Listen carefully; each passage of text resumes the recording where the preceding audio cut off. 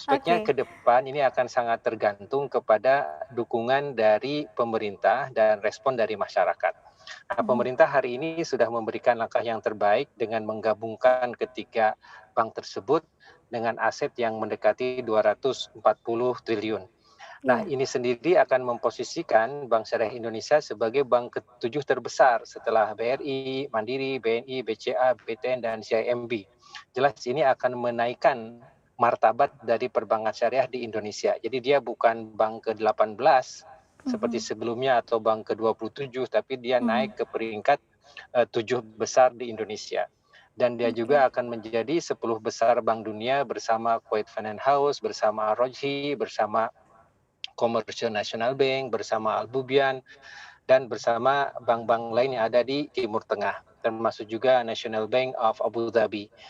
Mhm. Ini akan menjadikan bank syariah memiliki daya tawar yang besar di Indonesia dan demikian juga dengan global. Katakanlah ketika akan konsorsium dengan bank-bank internasional untuk proyek-proyek global dan lokal, dia akan memiliki daya tawar yang tinggi.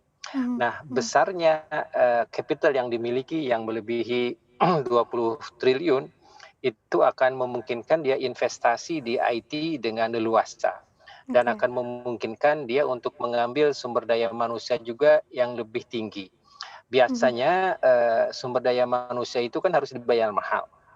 Iya. Sekarang masih ada kesan misalnya SDM yang bergabung dengan bank syariah itu adalah secondary human resources. Jadi bukan top of the top. Karena top of the top itu mungkin pergi ke bank dengan kapitalisasi dan aset yang besar dan dapat Iya. gaji yang besar.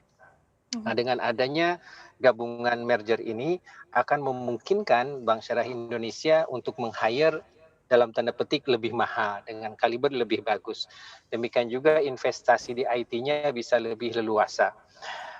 Karena memang seperti kita ketahui bahwa today is digital era, today is Mhm. internet era. Sekarang adalah zamannya digital, zamannya internet, oleh karena itu membutuhkan infrastruktur IT yang tidak murah. Mhm. Ini zamannya disruptif, bagaimana juga bisa bekerja sama dengan fintech, bagaimana juga bisa bekerja sama dengan Internet of Things, ini membutuhkan satu infrastruktur yang sangat mahal. Mhm. Apakah bank syariah ini akan maju cepat atau lambat? Iya. Iya. Lagi-lagi tergantung kepada insentif dari pemerintah dan Oke. bagaimana dukungan dari masyarakat. Saya mungkin bisa Insentif menjelaskan dari ada 3 pemerintah hal. yang dimaksud ini Kalau seperti apa, Pak dibiarkan Syafi'i? seperti ini saja, maka akan lambat sekitar 5 atau 6%. Tapi jikalau dibuka pintu APBN misalnya, Mhm. harus disalurkan melalui bank syariah 15 hingga 20%, maka insya Allah bank ini akan lari cepat. Demikian juga Oke. APBD-APBD di daerah, kalau disalurkan wajib melalui bank syariah 15 hingga 20%, syukur-syukur 30, ini akan cepat.